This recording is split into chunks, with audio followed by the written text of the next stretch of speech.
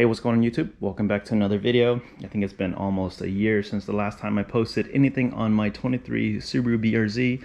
And to be quite honest, social media and YouTube as a whole took a back burner.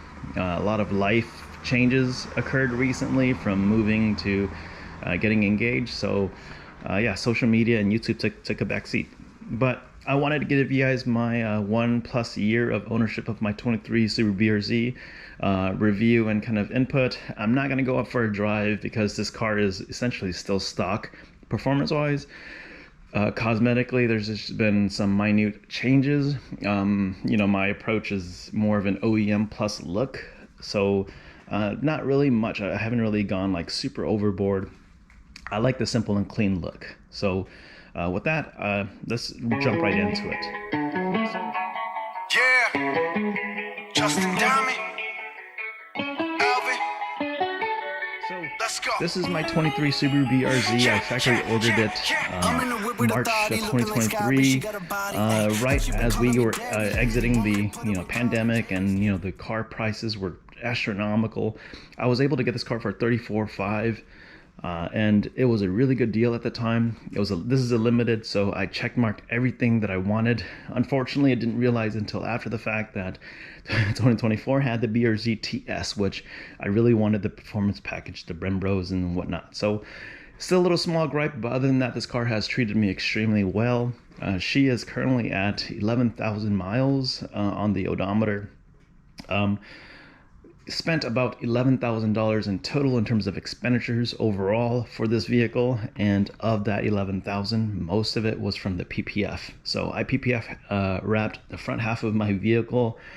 I'm not familiar with other vehicle brands except for Subaru, but in my ownership of the 3 Subarus that I've owned, the paint is really great to look at, but the quality seems very thin and it's very prone to chipping. So especially with my last vehicle, the 2018 WRX that I had, the front bumper was a hot mess after a few years of ownership of it, and I really had regretted not PPF wrapping it. So with this vehicle, that's what I did. It was about $3,000 for the front half of the vehicle, and as you can see, the lighting is a little bit poor, but overall the quality is immaculate in my opinion. So everything from the headlight to the side mirrors, all PPF wrapped, and it's treated me extremely well.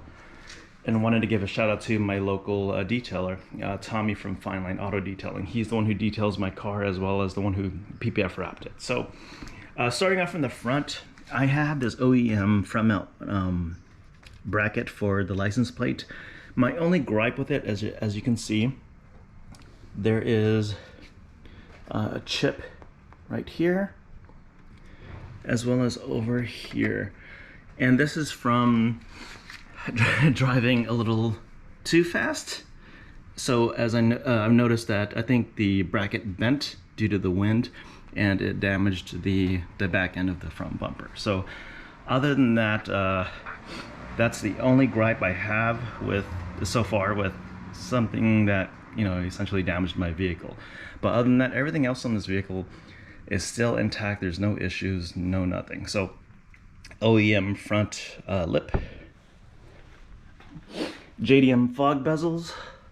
These are a pretty penny. They set me back about $800. Got it from Subi Mods, I believe. They offered the brackets, so it was a direct plug and play, and I didn't have to splice or anything like that. JDM side markers. The only unique difference is that it has a bulge. It took me a while to get used to like this, but I just like the fact that these are 2 statement pieces that are JDM. So with that, going out to the side, as you can see, I went back to the OEM wheels. I really like these wheels. I think for OEM wheels as a whole, this is one of the best looking OEM set I've ever seen. So I got tired of the gold look, so I went back to this. I threw spacers on. I am lowered on RSR Lowering Springs, which dropped at about 1.5 inches. And so throwing on the spacers gives it a really nice flush fitment look. Yeah, so pretty good. I like this OE plus look. So And also, the tires are really good. So I felt really bad about not being able to use these Pilot Sports that was provided to me. Another little small gripe is that my front bumper keeps popping off. Ever since I took the front bumper off to put the lip on, it keeps popping out. I'm not able to figure it out. Yeah, it's gonna be the bane of my existence. Moving on to the side, it's just an Amazon cheap insert for the fenders. Not too sure if I really like it. I'm always thinking about taking it off, but I just left it as is for now, just because it's just a little cheap mod. Same thing with the rain guards. This took me a while to get used to, but I do like it because as of recently it's been raining a lot here in Sacramento, so this has been very helpful. And I wanted to combo it with this piece back here, this rear diffuser here. So side skirts, OEM as well. Not too fond of this. I don't really like the contours of the side of this vehicle. Had I been able to redo it again, I think I would get a full side skirt piece that essentially panels onto the side of this vehicle. Moving on to the rear. Rear spats from Subaru OEM as well. Again, I'm not too fond of this. It's okay. I think if I were to redo it again, I would get something different. This I recently bought from Import Image Racing. It's kind of the OE Plus. I like the gloss black piece here, and it kind of complements the spats, and it kind of completes the overall under spoiler look here. And then moving up to the taillights. These are their, I believe, the VLAN sequential taillights. I got these off of Mr. Kevin Vo himself from formerly Super Speed, now Driven Media. Let's see if the lights dance.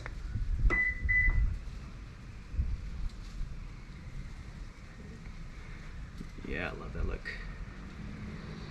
And then also the Renegade fourth brake light. This is pretty nice too. One of the better buys that I've had. And I think as a whole, these two pieces complement each other. So let's turn it off. Let's turn it back on so you guys can see. Yeah, I love it. So yeah, that pretty much sums up the exterior of my vehicle. Again, it's very OE plus, not really much going on other than, you know, the little things here and there. I got this off of Amazon. It's a bit tacky in my opinion, but I just wanted to try it out. Never had puddle lights before, so I had to get the little Subaru one. In the interior, really not much going on other than these tux mats. There is a YouTuber named Savage Geese who I follow, and I love his content, and I wanted to try out tux mat. He's been promoting that, and I decided to give it a try, and it is a pretty penny, but I love the look of it, and it's quite functional, and it protects the interior of the car very well, and it's very easy to clean off all of the dust and debris and sand and stuff that has collected over the year that I've owned this car. So I love this. It's a bit expensive.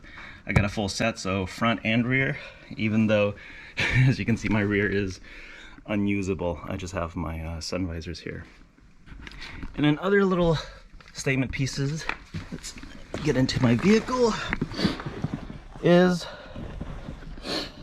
these cushion pads for my knee, both driver and passenger. I got it off of Amazon. It's okay. This conflicts with the glove box, so as you open it, it'll get in the way, but I don't really open it as much anymore anyways. This I got off of Etsy. One of the best purchases I've made in the ownership. So I love that this area is now fully utilized along with the tray. This got off Amazon, so my phone usually always sits here. Same thing with this off Amazon. This has solved my issue of elbowing the the little button here to open up the center console for the cup holders. This has helped tremendously. I love this. Highly recommend this piece. And OEM LEDs. I've upgraded everything from that to the vanity lights and just very small stuff, which you guys don't really care about. Blackview dual channel 2-way camera. The front is it works extremely well. The back as well, however, because I've tinted the back half of my vehicle 20% at night, it is extremely hard to see from the rear, so I kind of screwed it for myself. STI OEM shift knob. I love the heavier feel. And lastly, as you can see here, I have a dongle. This is an Ecotech dongle. I purchased the Cobb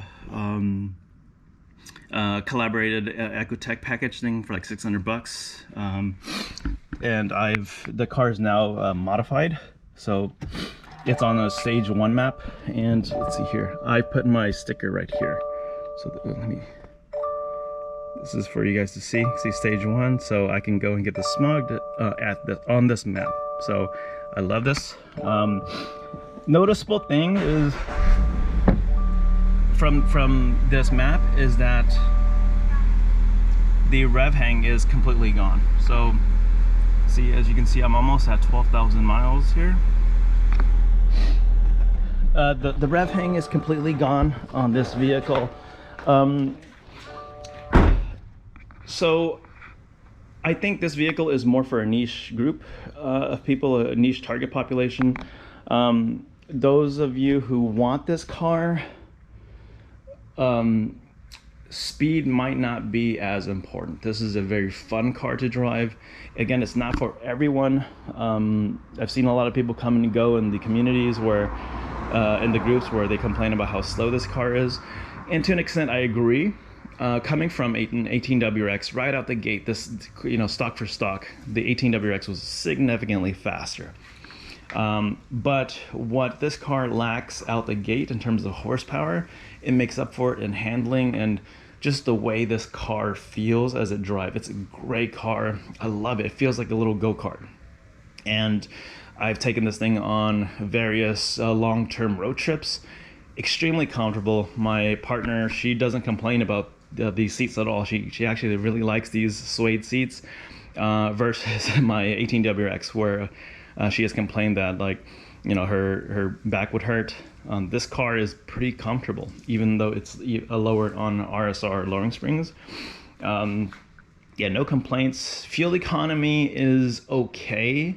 I think because of how small the tank is on this vehicle, I tend to find myself fueling this car up at least 2 to 3 times a week. Yeah, but again, this car isn't for fuel economy. It's primarily just for fun and joy and the miles per gallon. So after owning this car for over a year, overall, I do agree. I do feel the urge and the want and desire to go a little bit faster. But when compared to my 18WX, owning it stock for stock, there is less of a desire to go fast in this car as opposed to the other car. In my 18WX, the stock tune was hot garbage. I hated it. I wanted to go faster. I wanted to get rid of the rev hang. I wanted to go fast. And that was like the mod itch, and that I wanted. I kept thinking about it day in and day out, and I was like, man, I'm gonna mod this car. I'm gonna mod this car. I want to mod this stupid car. As opposed to this car, even though I waited a whole year before I did the stage 1 flash, I don't think it's that much of a noticeable difference. And also knowing that, writing out your warranty is the most important thing, because a lot of people are concerned about the whole RTV thing. I'm not too concerned about it. I've had a really good experience with the FA motors, and so I'm going to believe in this car and believe in this motor. Never had any issues so far. No check engine lights, no nothing. So, fingers crossed that my luck still stays intact and that I won't have any issues. I won't have to utilize the warranty for the reliability issues. But yeah, overall, this car has been treating me very well. I'm starting to want a little bit more horsepower. I'm leaning towards getting an intake, headers, and flex fuel kit and just a tune. So I'm not pushing for much. I think I just wanted just a little bit more oomph, and that's honestly it. This car has treated me very well, and I really don't have any complaints about it. I think for the folks who complain about wanting a lot more horsepower, this car isn't meant for them. This car is definitely meant for a niche target population and those of us who actually just enjoy driving.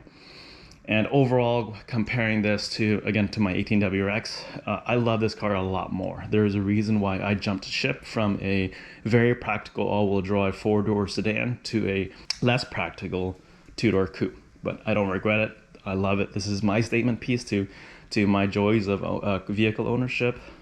And I think if I were to redo it again, I would have ordered the BRZ TS, and the main reason for that is primarily the performance package. I just want it more for the cosmetic look. I will never fully utilize the big brake kit, but I do like the way the big brake kit looks on this vehicle. And if it was a feature that was offered at the time that I purchased my vehicle, I would have taken it. So for those of you who are interested or who are looking into it, the BRZ and the GR86 is honestly nearly identical. Stock for stock, the BRZ is a lot more comfortable. With that, guys, I hope you guys like this video. I know it's a little bit longer than I expected it to be, but this concludes my 1-year ownership of my car. I love this car. This car is going to be a keeper. And yeah, if you see me around, say hello.